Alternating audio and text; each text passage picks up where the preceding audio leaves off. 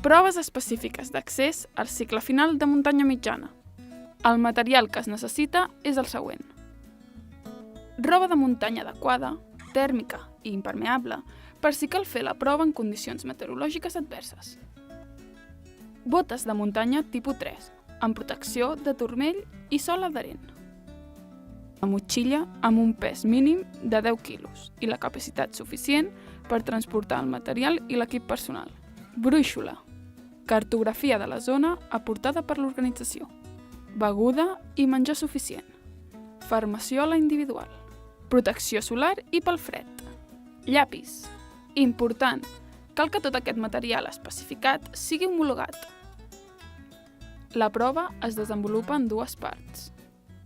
La primera és una prova de progressió i resistència per terreny de baixa muntanya i muntanya mitjana.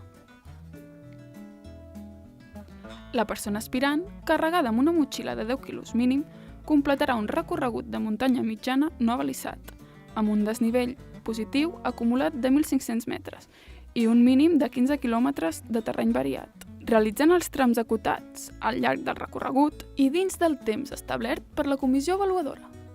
Els trams acotats són 5 com a mínim. Una zona de blocs. Una pendent ascendent d'herba. Un descens d'herba. Una grimpada ascendent i descendent d'un ressalt rocós de nivell 1 d'escalada. Criteris d'avaluació. La superació de l'itinerari de muntanya pel terreny variat no abalisat de 1.500 metres de desnivell positiu acumulat i un mínim de 15 quilòmetres. La superació de l'itinerari marcat en un temps inferior o igual a l'establert per la comissió avaluadora. S'ha portat la motxilla durant tot l'itinerari, mantenint el pes mínim de 10 quilos durant tot el recorregut.